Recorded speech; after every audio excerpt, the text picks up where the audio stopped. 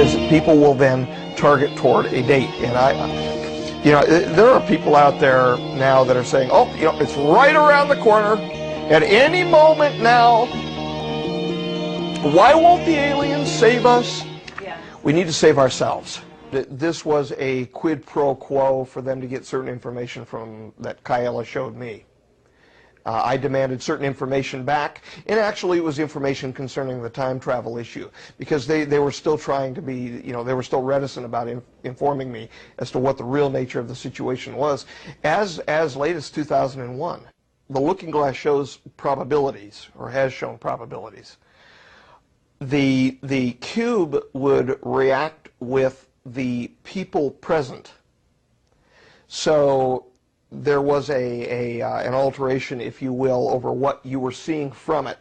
It would actually spin out as a yellow disc out of the top of it, where the word Yellow Book originally came from. Yes. Actually, I used that to our advantage at the T9, because that, in fact, was present at the T9, and I projected certain information which caused a little upset during the meeting, but I was also allowed to show them probable outcomes.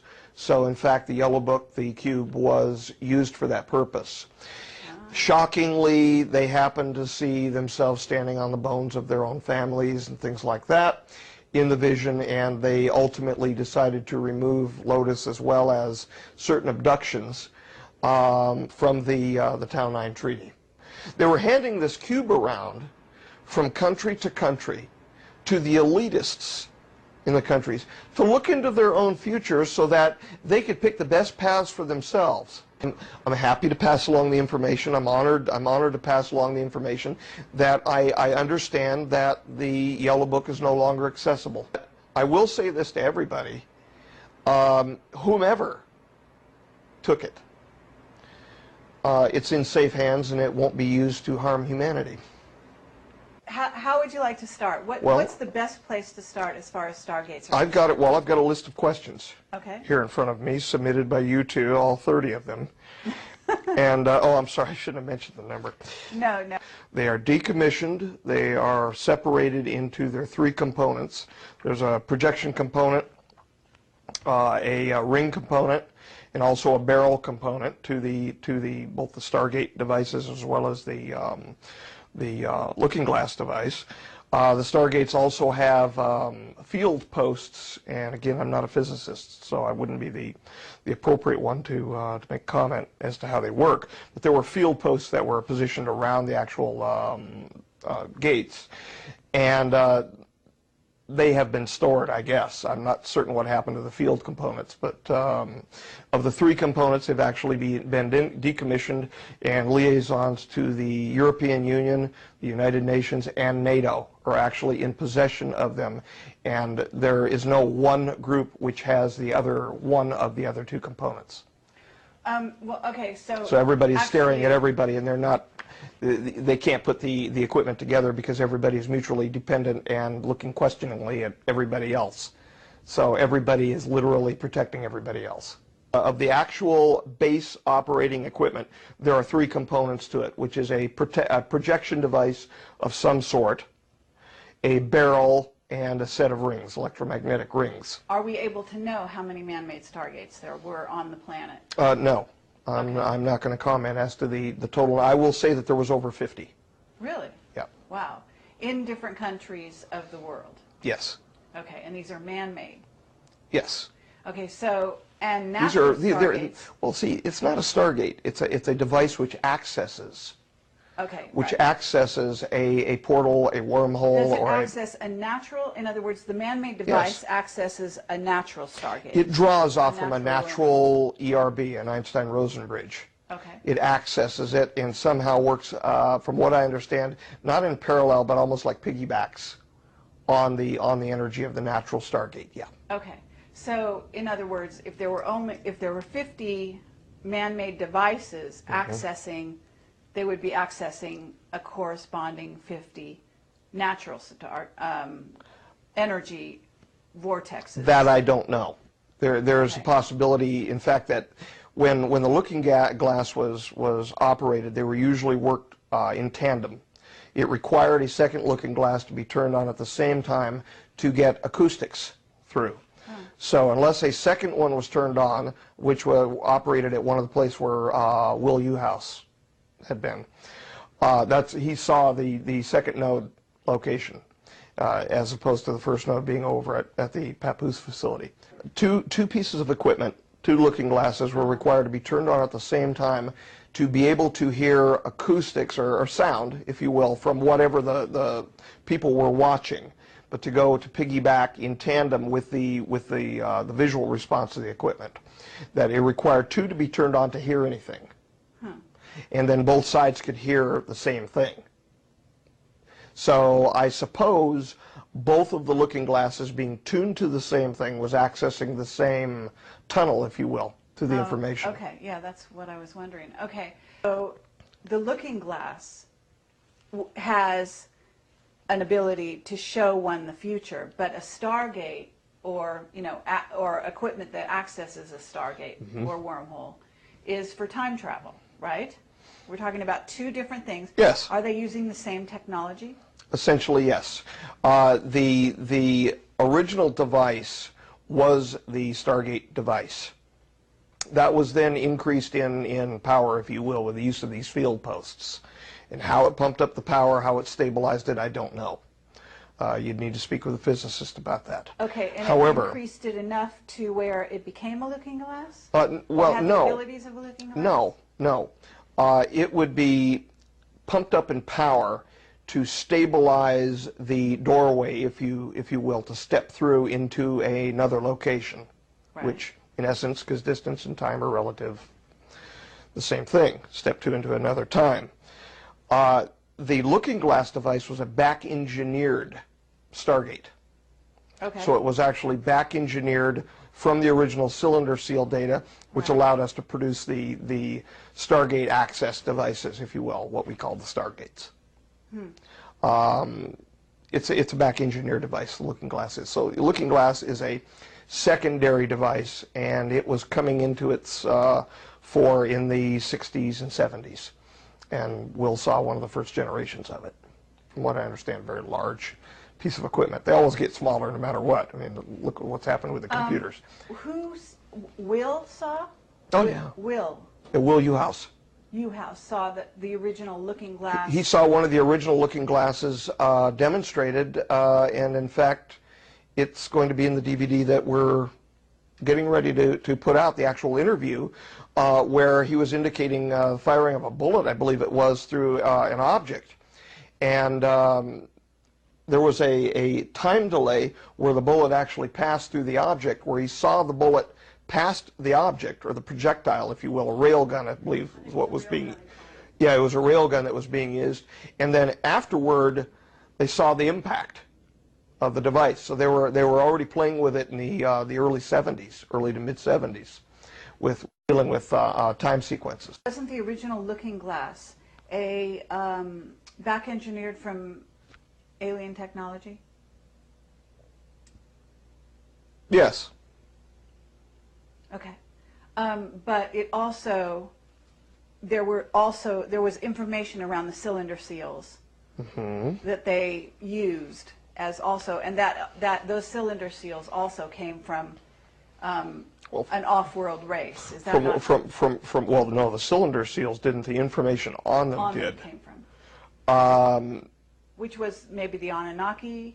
Is that kind of our? I wouldn't feel comfortable in characterizing it. Okay. With that name. Okay. I really shouldn't go. But it was off-world technology originally. World technology originally. Yes, ma'am. Okay. And at this point, like, okay, say that was in the 60s, the 50s, the 60s, you said? Well, yes. That's when they started actually being showing a lot of interest in actually building the equipment to be able to see over the curvature of time-space so that they could see into the future and somewhat into the past, but basically the future. Okay. So there's also our Henry Deacon contact said there was a black box that came on one of the crafts. And I don't know if you're familiar with that black box. Did you have exposure to that as well? Yeah, So it was something that we called the cube or the yellow disc or yellow cube, yes. Okay, but then that was I not have a had looking experience with glass. Was that a looking glass? That is a variant of the technology. Okay. However, whilst the looking glass shows probabilities, or has shown probabilities, the cube would react with the people present. So there was an alteration, if you will, over what you were seeing from it. It would actually spin out as a yellow disc out of the top of it, where the word yellow book originally came from. Yeah. And depending upon what predispositions, kind of like little Yoda telling young Luke, you bring in there what you have with you. You know, whatever is in there is what you bring. You could then change the perspective, the tilt, if you will, the orientation or angle of the information being presented back to you. So unless you are well prepared to deal with such a thing, human interaction and human emotions bring instability of the provenance of the information. Okay, that's what went on with the black box, you're saying? Yes. Okay, but with the looking And glass... I used that to our advantage at the T9, because that, in fact, was present at the T9, and I projected certain information which caused a little upset during the meeting, and they got certain abductions removed and Lotus removed off the calendar and things like that. I caused some real trouble, in other words. Can you elaborate? Are you willing to elaborate?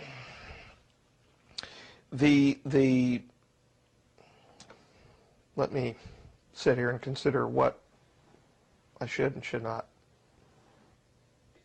During the negotiations for the Tau 9-6, I was asked to supply a model for the Lotus.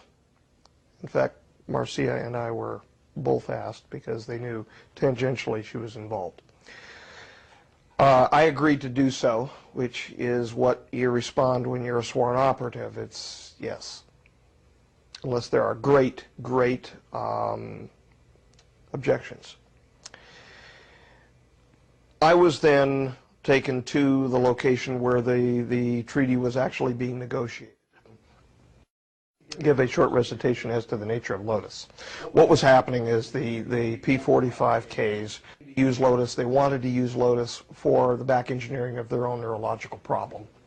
I was objecting to its use, but still was under orders to provide a model. I was prepared to do so, but I was also allowed to show them probable outcomes. So, in fact, the Yellow Book, the cube, was used for that purpose. Shockingly, they happened to see themselves standing on the bones of their own families and things like that in the vision, and they ultimately decided to remove Lotus as well as certain abductions from the Tau 9 Treaty. So we were successful in getting certain things removed. I think I can safely mention at this time, because we're only one OF9 and one Tau 9 Treaty away from the passage through the completion of the passage through the galactic plane. So I think I'm pretty well safe to go ahead and mention it now. They're not going to be able to get it back put on the treaties and all of that in the time that we have left. In other words, they got outfoxed. And that's what happens when you're negotiating in treaties. So you use the capacity of the Yellow Book or Little Black Box to show them the future implications of what using the Lotus to amplify or to rectify their own biological problems? This is true, and that was skewed by, it takes a great deal of emotion to skew the imagery and the audio that comes with it. But I'll just say that I'm extremely vehement with regard to my objection for the Lotus being used, and apparently that vehemence was sufficient to skew the image enough to get them to jump back aghast and in horror. Mm-hmm. Wow. So, okay. And this kind of, like, just for the sake of the audience to some degree, you have seen in, I guess, the Yellow Book or in the Looking Glass, and you can correct me which one it is, the future of Lotus, in a sense. How Lotus becomes, once it's brought to the fore by you. Well, actually, no. No? No, I haven't. I haven't. The reports to me which came concerning the future of Lotus, which we're not going to get into in depth this evening, was given to me as information. Oh, so you didn't see it? Personally see it, no. Okay. I was told. I see. I was told. That was during the early years, I say the early years of Lotus. It's only been going on for 6 years now. Right. But this was the latter half of 2001. And this was a quid pro quo for them to get certain information from that Kaela showed me. I demanded certain information back, and actually it was information concerning the time travel issue, because they were still trying to be, they were still reticent about informing me as to what the real nature of the situation was, as late as 2001.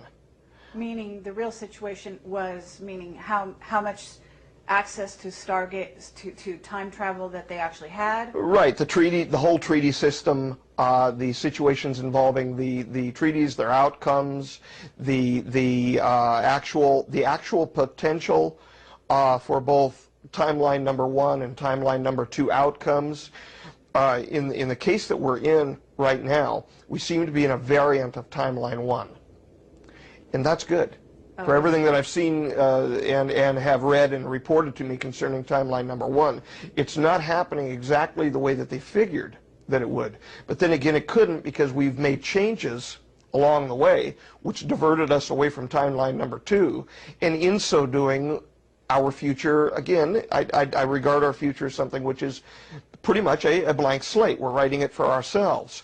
And so we are now seeing something coming to pass which is slightly different than the prognostication, than the probabilities that we were seeing. And I'm good with what we're seeing so far, but we are still faced with the challenges, the environmental degradation, etc. Okay. But hopefully we will rise to the challenge. Okay, so this is interesting, because it sounds like Kaela was instrumental in getting you to have greater access to intelligence about what the Looking Glass was telling MJ-12. Yeah, it was the information that he was providing me which provoked questions. And the fact that they didn't even want to get into long-winded discussions with me in the late 90s concerning what he even was. After we had argued for years to find out even where the material was coming from, then we were finally given access to the material. I mean, this went on for a few years. Okay, but your interaction with Kaela was leading you one way and giving you one set of information, and MJ-12 then had another set. Isn't that right? Well, they weren't really. It wasn't that they had another set of information. He did tell me basically what was going on. Okay. And they were simply not providing that information as what they considered a need-to-know situation. I see. So they just weren't going to tell me what they didn't feel I needed to know. But little did they, well, this is my paraphrase, but little did they know that Kaela was basically cluing you in. He was cluing me in, and he was informing me his perspectives concerning the treaties. So I knew something was going on. And that is ultimately what they wanted to know about. And I said, well, for you to know about that kind of thing, then I need to know about certain other things. It was truly a quid pro quo situation. And they said, well, okay, we'll tell you if you tell us. Right. So I told them, and they told me a little more. Wonderful. And it was right around that same time that Lotus was actually kicking into fore. The May 31st, 2001 event that took my prosaic project and basically threw it in the garbage can, and it turned into what it is now, this project that it is now. And as a result, I also found out from them where they said Lotus was ultimately destined. And that is, like I said, we'll discuss that in a slightly future date. But isn't it true to some extent that Lotus could help Kaela now?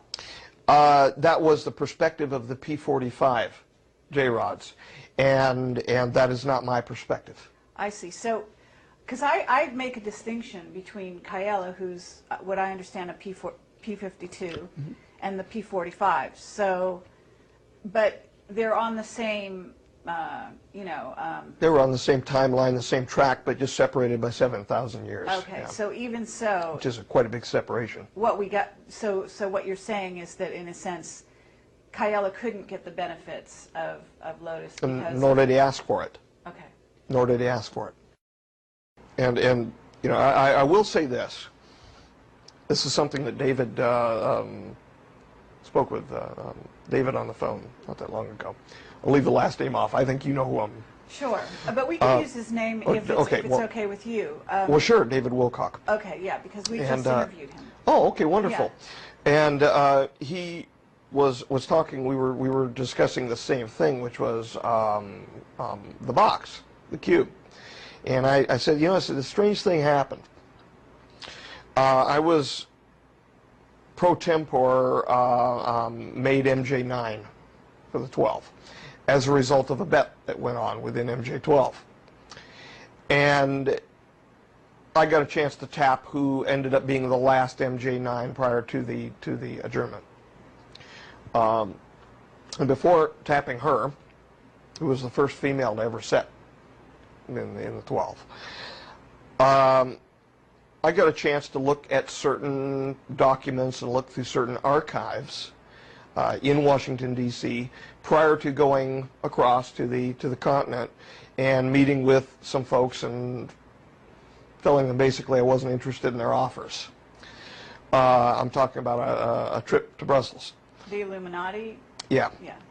And during the same time, the cube disappeared.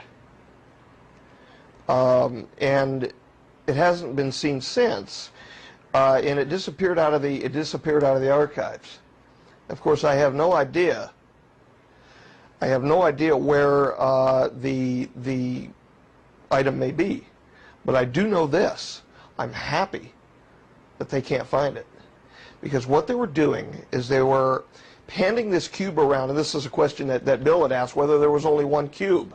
They were handing this cube around from country to country to the elitists in the countries to look into their own futures so that they could pick the best paths for themselves.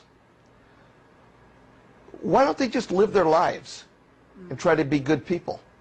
Why do they need a little black box to tell them when to jump and how to jump? That's not being fully human, or at least from my perspective and those of our associates. That's not being fully human. So, as I understand it, disappeared. Now, there have been certain, allegations that have been made that during the time when I had, it's almost a year ago now, when I had the bad seizure. It was near the end of last year, was it? No. I think it was about a year. It was about a year ago, and I had a very severe seizure and was actually put out of commission seriously for a while. And there was a big hullabaloo to get over to my apartment to get something out of my apartment. What that object was, I won't comment. But I will say this to everybody, whomever took it, it's in safe hands and it won't be used to harm humanity. All right. In fact, the fact that it's in safe hands will prevent it from being used to harm humanity. It has been thus far only used, aside from, well, I mean, I've got to try to justify my own behavior in Bandolier of using it for the purposes of skewing to get Lotus off and the abductions off, but I think that was for a beneficial cause. Right. But it has been used since actually the 50s by the potentates, by the leaders of the various countries to skew the history. Wow, that's amazing. Of the human race. Right. And the common folk, the average people, all of us, have a right to a future which is our own, and not being skewed and designated and promulgated and promoted and provoked by blue bloods who feel that they are above everyone else. Well, thank you, Dan. You're welcome. I think we probably all owe you a great thanks for that. Then. No, I'm happy to pass along the information. I'm honored to pass along the information that I understand that the Yellow Book is no longer accessible. Yes. That's all I know about it, though. I understand. I totally understand, and thank you for that information. That may be the reason too why the Illuminati hasn't done something to us, and it may also be the reason on the other end why the old Magi haven't, and it may be why they're also quiet and Right. I don't know. Have the upper hand anymore, in essence. The people should have the upper hand, and they should have the upper hand for their own destiny, and that's why we too have gone as far as what we have to expose the NSSM 200 report, which was put in during the Ford administration, which I believe was written by Dr. Henry Kissinger, wherein he suggested the possible use of food as a weapon, and its use against, in fact, as a tool against the third world. Now, at the same time, we notice that there's a correlation going on. You can find this from the IPCC report concerning global warming, that if the world average temperature rises, I believe, between 2 and 3 degrees Celsius, that the northern hemisphere, the higher latitude growth will increase. However, if it goes over that, it will decrease. Yet the lower latitudes, by the way, that's where you find most of the third world countries, the 2 to 3 degree Celsius increase will cause starvation and crop loss. Okay. Now, isn't this funny? Yeah. How they're just allowing the global warming to increase with the provoking with the use of fossil fuels. I'm not saying that's the total cause. It's not. There are cycles involved, short as well as long-term cycles. But isn't that funny? And it's my best guess that they'll probably order just enough ameliorative steps to be taken where it levels off, where the higher latitude or the higher latitudes probably don't lose their crops, where you find the majority of the rich countries. Interesting. Well, that's actually a fascinating political observation. I think that it is also interesting that most of the crops are being grown, though, in the lower latitudes. They're not being grown in North America anymore. Right, but you have sustainability, though. Sure. Whereas when you have the loss of the crops in the lower latitude, you're also losing a lot of the population from the third world, which unfortunately, according to the way that the documents read, some people find them expendable. Right. Well, we don't feel that way. That's the Iron Mountain report also talks about things of that nature, and you're familiar with that. I've heard of it. Well, it's freely available on the net to be read, and it talks about that, something very similar to that. Right. I'm not one that likes to interject myself in politics at all. No, I like I the know state of that. the state of the that. research. But at the same time. Well, at the same time, I mean, when we start hearing that the codex is being placed in place, which actually delimits food value. Oh, you can have all the food you want and starve to death while you're eating it if there's no nutrients. Right. Absolutely. When I start hearing that food is being used as a weapon, and it's being used concerning the use of fossil fuels, I start getting personally angry. There's not one person in the lower latitudes that's worth any less than me. Right. You know, everybody is worth exactly the same thing on this earth, Yep. and unfortunately, there are individuals who feel otherwise. I understand. Okay, so Bill, the question you were asking, now that we've kind of, let's talk about, first of all, you mentioned Will Uhouse. The son of Bill Uhouse. The son of Bill Uhouse, who's Right, very right. well known. Bill so who? we didn't realize that he was actually, it was the son, you were saying, Yes. who had access to that technology. Yes. Bill was the builder of the avionics and the testing equipment. the back engineered ARV testing equipment in avionics. I actually saw some of the equipment, and this is in the tape that Marcia and I did with him in a room. I actually saw some of the equipment, some of the diagnostic equipment in the B bay underneath the Galileo bay that he actually built. And so when I started describing it, Will looked at me and said, "Oh, that's what my dad built." So we had a very nice little connection there. So are you saying? But it's Will who had experience around the looking glass equipment in the 70s. His son, Bill Uhouse's son. And Will Uhouse is alive now. Yes. Okay. Oh, yes. So that's very interesting. And his wife, Terry, they in fact, from what I understand, they met during the course of conversations concerning our information coming to the public. Terry and Will met one another, fell in love, and were married. That makes me feel kind of personally really good. Okay, well, so it sounds like Will knows quite a bit about what makes the ARV run then, if his father had something to do with the back engineering. Yes. Okay, so in 1947, when Yes. the cube was discovered, it must have really screwed up the idea of the two timelines by bringing in the ability to, I mean, I don't know what the cube can and can't do. Well, first of all, the cube actually was not discovered in 1947. There's a mixture of the stories involved. The cube was actually, the information about the cube, its existence, was known as of 1946.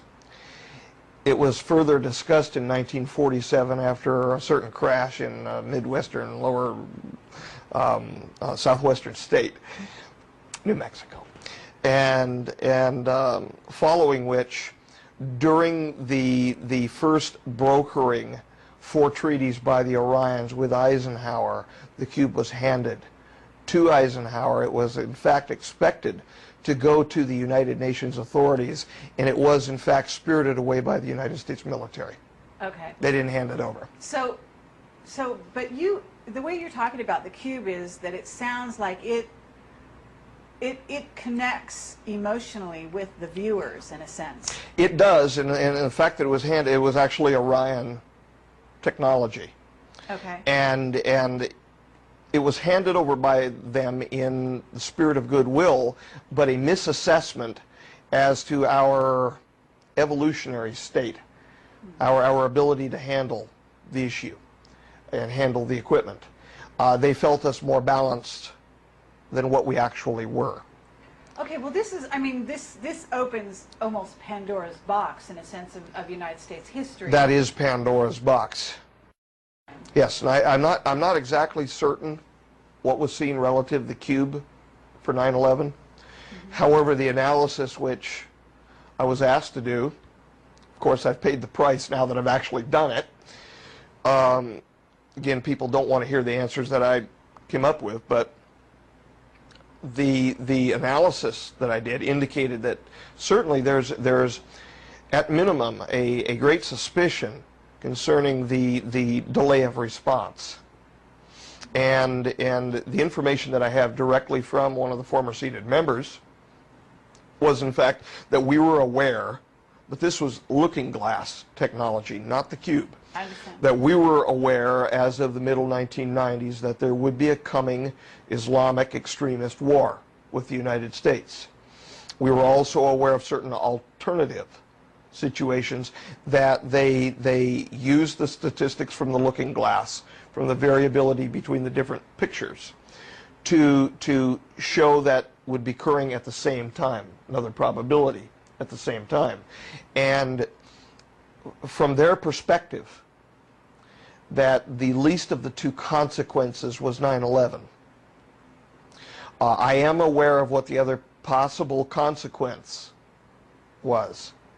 I'm not willing to come out and start mentioning it because I don't know what the consequences are of speaking the things that have not thus far happened, yet the probabilities existed that they could. Yeah. No, So, I hear so you. you know, I'm feeling a little bit, there's a little weight when it comes to that. But Okay, you're saying though that the looking glasses have been, as you called it, decommissioned. yes, ma'am, And that means across the board. across the board, Okay. they are shut down. And you said there was 50 man-made devices. And I'm assuming I said at least 50. that would access or create stargates, in essence, out of natural vortexes. Yes. And It would suck them in or make them available to looking them. glass, and a looking glass is not the same as a stargate.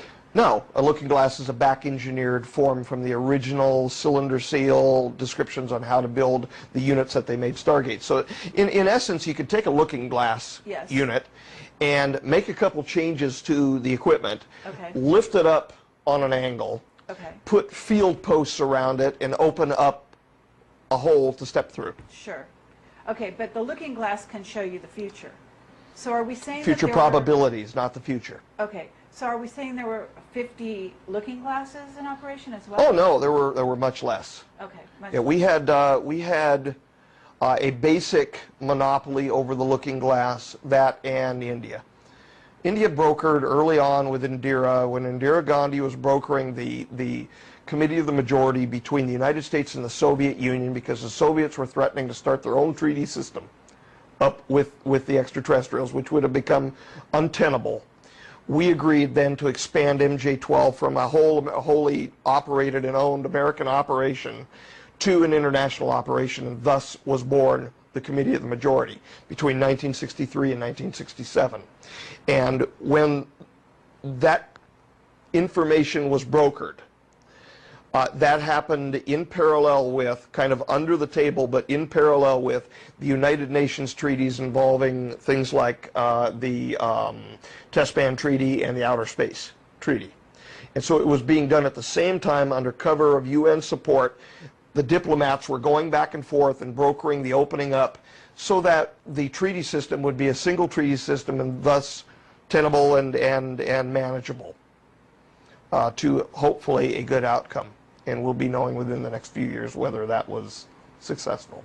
Okay, so this is really fascinating. You're saying that some other countries, India for one, had access to looking glass technology. Yes, ma'am. As They far back had that as- written in as far back as the 1960s and 70s, when it was actually being back engineered from the Stargate material. And so at the same time that Will Uhouse, for instance, was looking at the early generation looking glass, India had the same. Okay, and are you at liberty to say what other countries had access to that? To the information or to the equipment? To the looking glass, to a looking glass, or the ability No. to create a looking glass and look at time, look forward into their own histories. No, Is because that without exception? And I'll tell you why the answer is no. Within the treaties, the looking glass, as well as the Stargates, as well as the cube, and information movement pods, are all contained within the treaty system. Within that treaty system, it also prohibits and allows certain passage of information amongst delegates on where the looking glass material is and where the information flow is, what the access is. Being that I stood in Bandolier, I'm considered a delegate, therefore I cannot tell you. Okay, so you can't tell me who has No. access to that technology. Aside from India and the United States. Right. Okay. No. So, but we can assume that some countries, perhaps, that is the leadership of some countries, may have had access to this technologies at some point. I think that it's fair to say that we can assume that they had access to the information from it, but I wouldn't place any characterization over any assumption of whom may or may not have had it. Okay. All right. Well, I thank you for the question, though. Okay, but it also gives you a whole different way of looking at history. I mean, certainly. Indeed, it does. You know. I mean, this stuff is got to be, you know, as natural to you as, you know, getting up in the morning, you know, and having a cup of coffee. This is all part of your worldview. Now, there's nothing as natural to me as getting up and having my cup of coffee. I'm sorry. Okay, but And we should have never built. We should. The Stargate, yes. Okay, for the purpose of speaking with the visitors from the other timelines, yes, absolutely. The looking glass, no. That was done because of our own shortcomings as people who aspire to things that we maybe shouldn't try to grab a hold of. Well, It should have never been built. Gives you power, right? We're talking about power and the misuse of power here. Yes. I mean, bottom line, right? Yes. So And I am an advocate against that misuse. Right. In fact, well, I could say against the misuse. I am an advocate against its use, period. Okay, so let's say that one has the looking glass, and you're saying it shows probabilities. And one of the things we were wondering is, how does it do that? Well, from the best I understand, and I was speaking with Bill just a little while about it, a little while ago, the rings and the amount of information via energy, which is passed into it, and I've got to be very, very careful with this. The position of the rings, their orientation, the energy running through them, position of the barrel, etc., because you can raise the barrel up on an armature inside the center of it, all come into play as if you have an onion with the various layers of the onion. As you move through the different energy levels, you also move through the different layers, so you get different bits of information.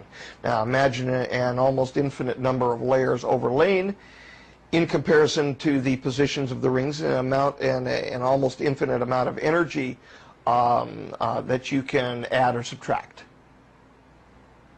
Tuning it up, tuning it down.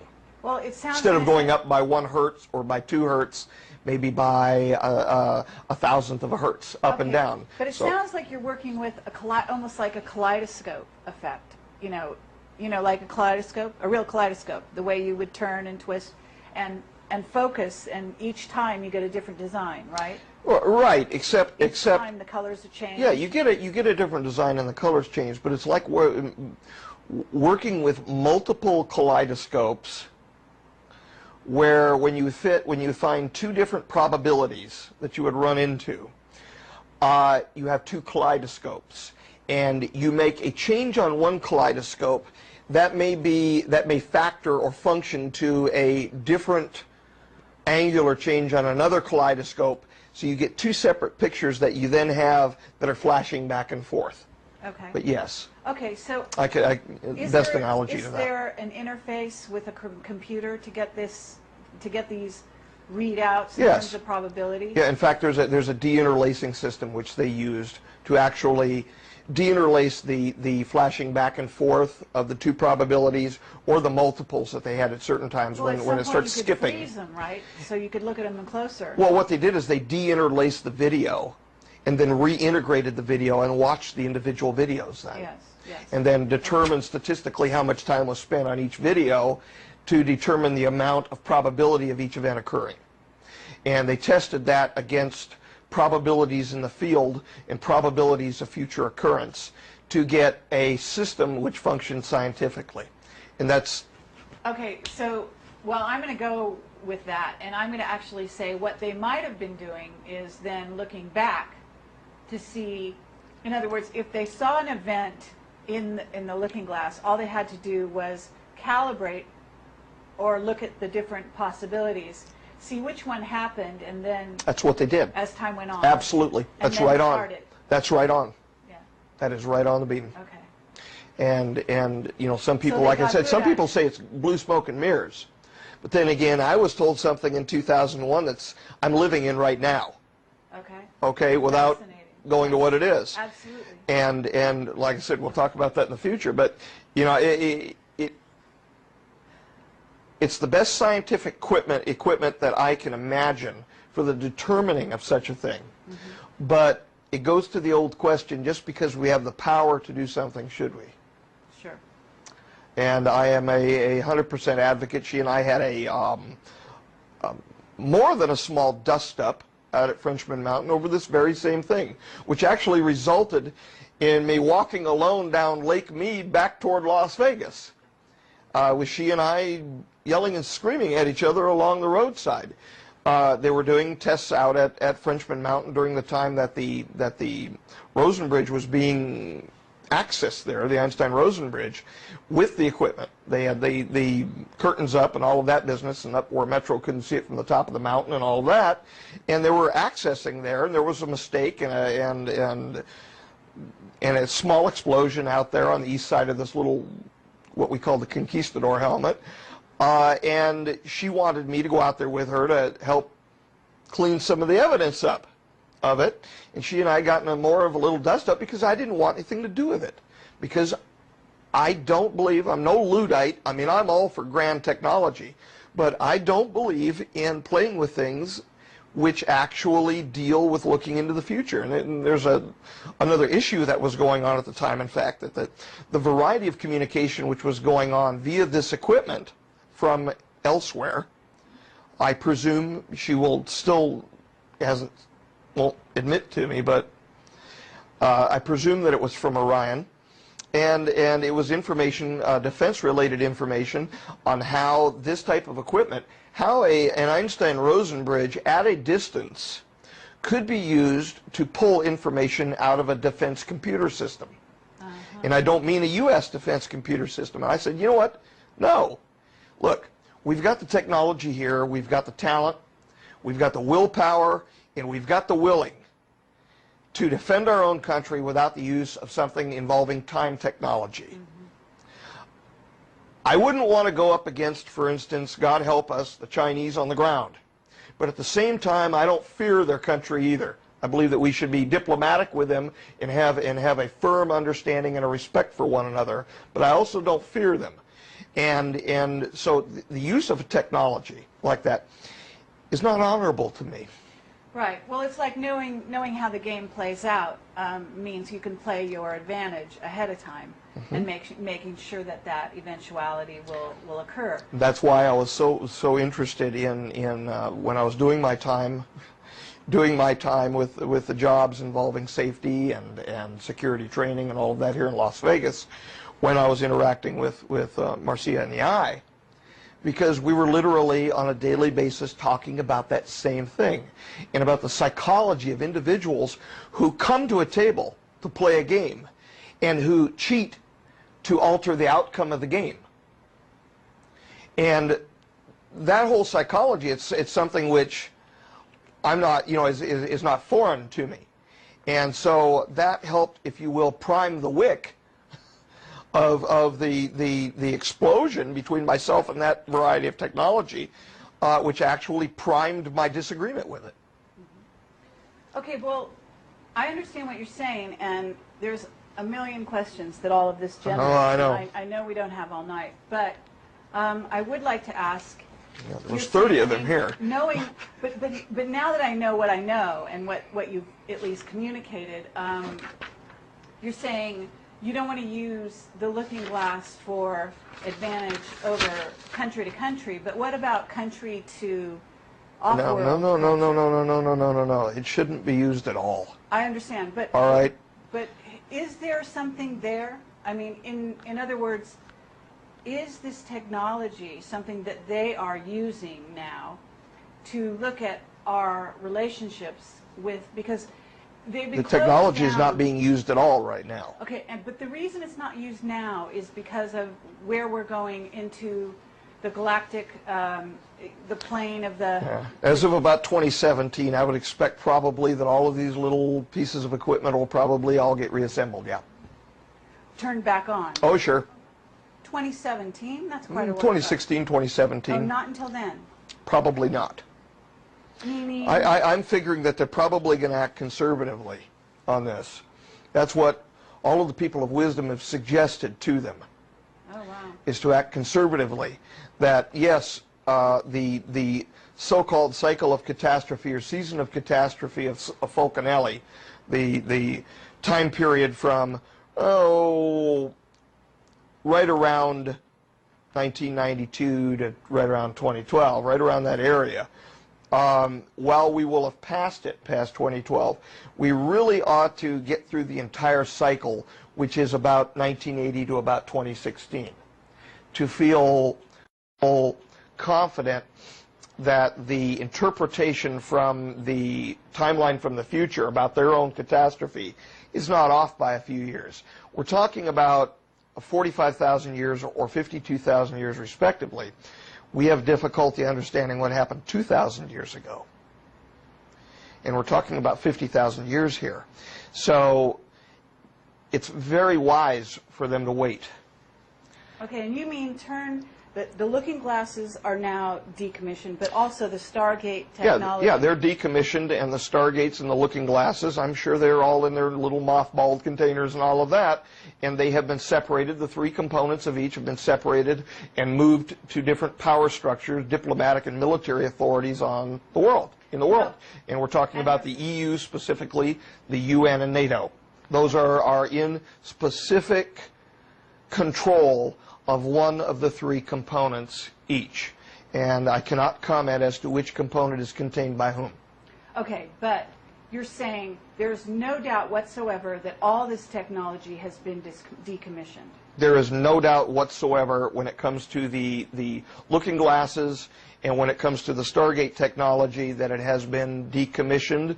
And however, there are a few threats going on, ongoing threats from present countries stating that they will put it together at their will, do their own self-determination. And those countries, if push comes to shove, will be shoved. Okay, meaning put it together now? As in build one themselves now. Yes, that's what I'm asking. Yeah, what was extant has been collected. I'm under very good assurance that what was sitting there has now been collected and decommissioned. Okay, and we're assuming Iraq is one of those. Oh, absolutely. Basically, they were able to pinpoint in the looking glass the very highest probability for those things to occur. That's true. That's true. And Bill was asking about a future date involving another thing, and a year was given to me. And he was saying, well, if a year can be provided for that, right, why wouldn't a year be provided for the other? Well, there was a highest probability year for it. However, telling me about something that might happen in the future involving a project which we're currently involved is one matter. Sure. Willy-nilly throwing a date out, which is a probability involving the lives and the destiny of all of us here on the Earth, and specifically to a predicted 4.5 or 4 billion people death, is another matter. Okay. That carries an entire different weight with it. But are we to assume that we've passed that year yet? Or is you're not to assume. No. Okay, so that's still in the offing. What we're looking at is a very low probability of the event, yes, the event or the set of events, yes, occurring. Yes. At this point. Yes. We're looking at a low probability of the higher catastrophic portion of the events occurring. I expect that the events which would kick it off are still going to happen. For instance, the solar max, which is coming at around 2012, and the expected loss of GPS equipment and things like that, which is out there as part of on the web. You can find that as Engadget, I think, was one of the groups that spoke about the loss of GPS and satellite communication. Meaning electromagnetic grid is going to go down. Yes, yes, okay. And that would be the time that I would expect the highest probability of the T2 event having correlated to the history of the J-Rods and the Orions. But that's as far as I can. Wow. Okay, well that's pretty close. I can't give a date though. Yeah, I understand. I can, but I shouldn't. Because people will then target toward a date. And there are people out there now that are saying, oh, it's right around the corner at any moment now. Why won't the aliens save us? Yeah. We need to save ourselves. Okay, and that's why the steps have been taken in the world and are still underway so that we will save ourselves.